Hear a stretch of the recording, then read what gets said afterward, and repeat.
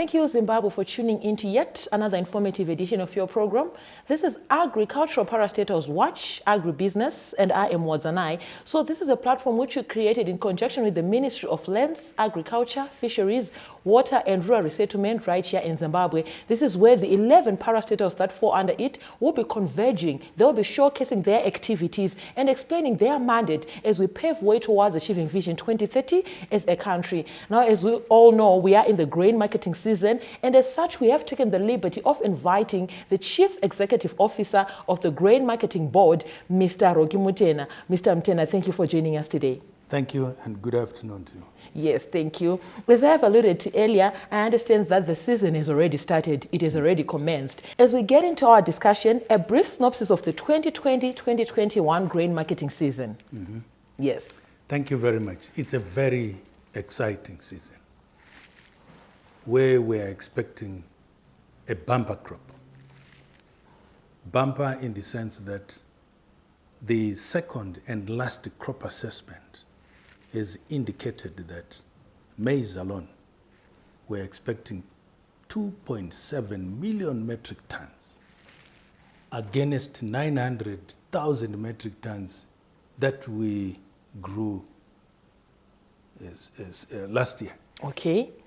And traditional grains, 347,000 metric tons that we are expecting this year against 153,000 metric tons last year.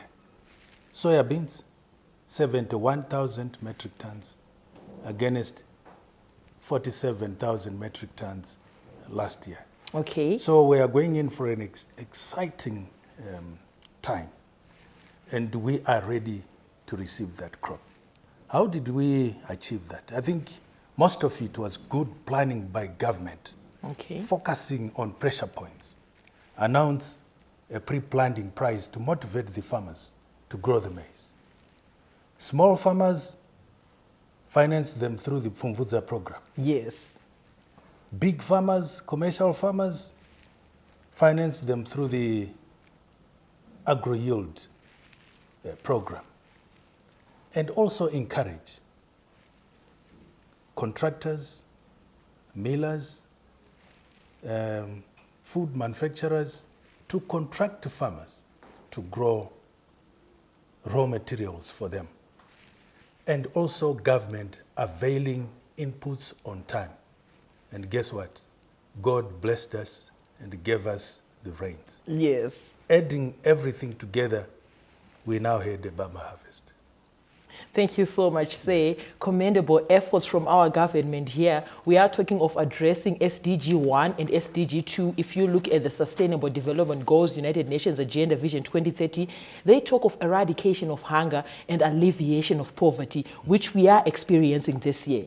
As we move right along with the coming in of quite a number of farmers, some venturing through small grains, some through maize, some through Pfumvudza, let us talk about the new regulations that you may have put in place, which will ensure sanity in the industry as we are in the marketing season.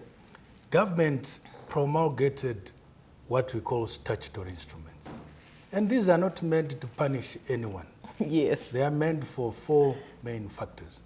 Number one, we've got contractors who have invested money through giving farmers inputs, and they need to recover that money. Yes.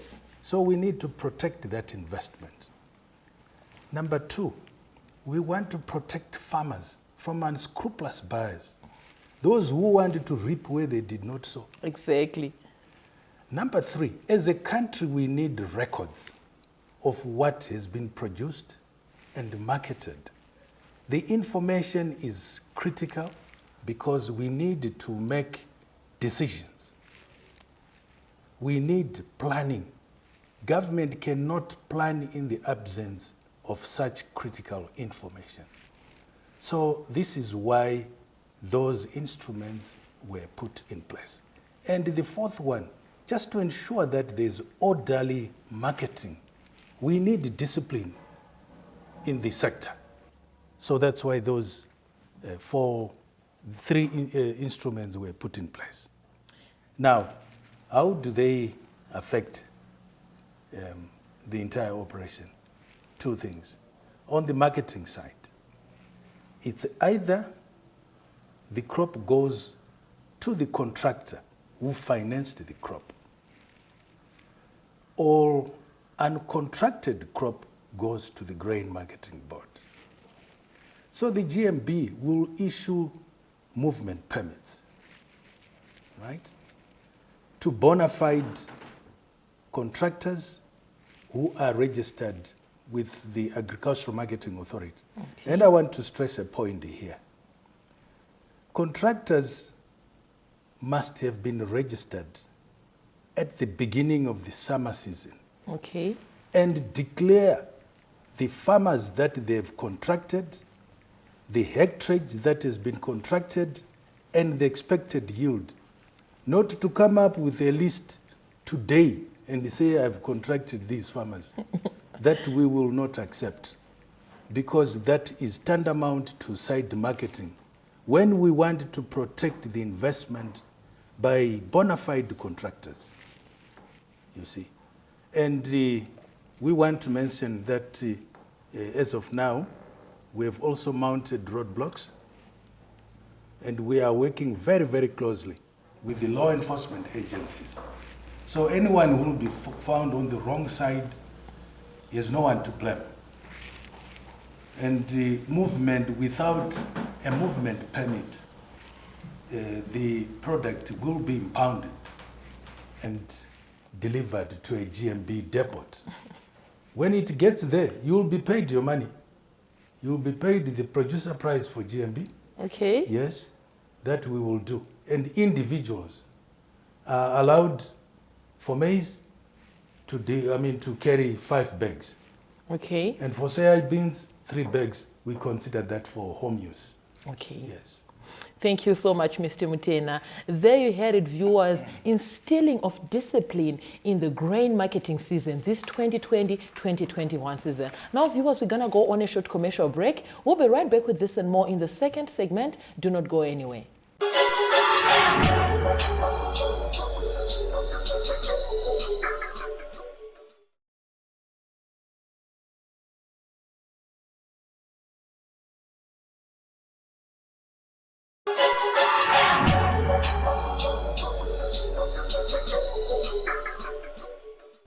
Welcome back, viewers. Thank you for staying tuned to Agricultural Parastatals Watch, Agribusiness. Now, viewers, we encourage you to be a part of these conversations. Feel free to get in touch with me, the producer, Wadzanai Manyore, on 0772-807-506. Alternatively, you can like our Facebook page. It's Agribusiness with Wadzanai. You can also leave your comments and suggestions on our YouTube channel, Agribusiness with Wadzanai. We are also now available on Twitter, and our Twitter handle there is at Agribusiness110. Now, earlier on, before we went to the break, Mr. Mutenha here was telling us of discipline, the measures, the statutory instruments which have been put in place by the government to ensure smooth operations in 2020-2021 grain marketing season. Say thank you for joining us. We are in the second segment. Thank you. Yes. As we move right along, I want us to talk about the compliance of farmers. What do you expect from our producers? Thank you very much. Well, we expect farmers to deliver their crop to the Grain Marketing Board. Yes. Uncontracted crop. Those who are contracted, they deliver to their contractor. Okay. Right. We are well distributed throughout the whole country. We are in every district. Over and above that, we have established over 1,400 collection points. All this to service farmers, so they can deliver to the nearest depot or to the nearest collection point. And we want to ensure that as farmers deliver their crop, it must be within the correct levels of moisture content. For maize, 12.5%. Okay. And soybeans, 11%. Right. We have witnessed in the past where farmers would want to put in between, at the center of the bag, they put pumpkins and so on, so that it adds weight to the bag of maize. That should stop. Because when we discover that a whole truck can be condemned. Yes. Yes, it can be condemned. And we are going to be very strict, by the way, when we are probing. We are going to probe every bag and probe not just one place, but various places to ensure that, we don't have trash, we don't have all these admixtures. We are talking about food here. Yes. So we encourage farmers to ensure that what they bring to the Grain Marketing Board is of the highest quality, because it's food for the nation. So those are our expectations for those who should comply. And we want them to use the correct bag. Sometimes we see farmers going to Baremsika to be buying those bags which, after loading, before even getting to the depot, it's already torn. Yes. Or when it gets to the depot, we put it on a stack. It doesn't last 24 hours. It's already broken. So at all our depots, we've got storage bags, which farmers can go and get, right? And we put a stop order system. They pay when they deliver their crop. We want them to use the correct bag so that at least we improve the shelf life of grain when it is on a stack. Yes. Thank you. Thank you so much, Say. I understand that for our viewers there at home, our audience, this is what they want to hear. Let us talk about the pertinent issues surrounding payment of farmers. We are talking of money now. That's right. Yes. Very good question. And what we know is that farming is business. When a farmer produces a crop, there are two things that he's looking forward to: a good price and the payment on time. Yes. Government has announced a very good price, a price which is better than what the region is offering, right? And number two, we have put systems in place to ensure that farmers are paid on time. As we speak, we have already received grains worth 20,000 metric tons. Okay. 17,000 metric tons of which is maize, just for the past month of April. And we have already paid most of it. The little that is being processed could be maize that came probably a day or 2 days ago. We want to make sure that farmers are paid on time, and we are so happy with the commitment by Treasury government to release funds for payment. And we are also happy with the system that we have put in place. We have decentralized. Payments are now being done at depot level, right? Our depot staff are now responsible for the payment of farmers. Okay. In the past, papers were shuffled between depots and head office. That is a thing of the past. This is why we are proud to say that we can pay on time. And we've demonstrated that we can do it. Okay. Yes. Thank you so much, Say. As we round off our segment, there is also a critical issue when it comes to certain activities, unlawful activities that might take place at GMB depots. We are talking of corrupt activities, palm greasing, the brown envelope. You'd find that sometimes our farmers succumb to these pressures. They succumb and fall victim to these activities, whereby some people who are not even at times GMB personnel saying, if you want your money quicker, I can offer you so and so, then you give me maybe $1,000 after that. Your voice, Say, as the Grain Marketing Board on such activities. We do not promote corruption at all, whether by our own staff or by people who are coming to our depots purporting to be agents of GMB. Yes. We don't have agents who work for GMB, by the way. Okay. Yes. We employ our own people.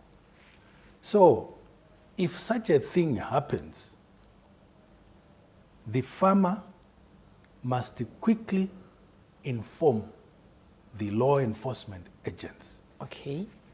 We've got loss control within our own system, and at every depot, we have displayed a hotline take a photo of that person so that we take corrective measures immediately. Take a photo of that person, and then we will take immediate corrective action. We do not want to promote corruption at all. We are paying on time. There's no need at all for a farmer to palm grease anyone.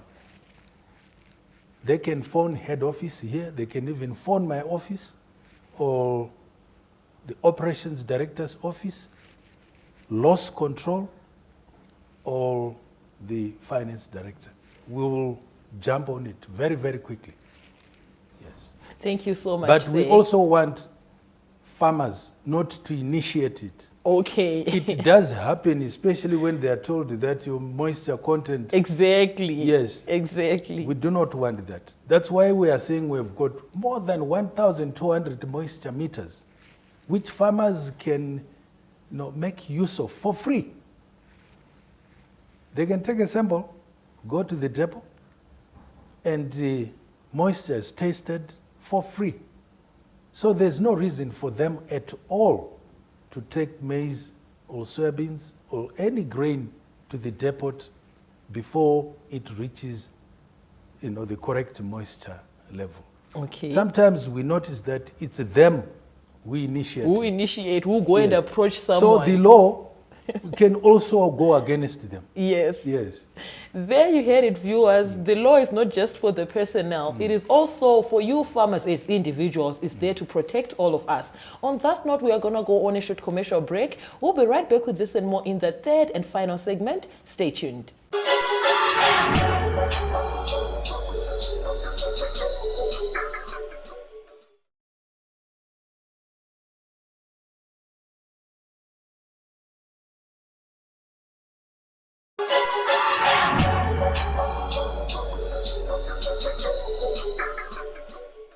Thank you, viewers, for staying tuned. We are here in the third and final segment. Mr. Mutenha, thank you for joining us once again. Thank you.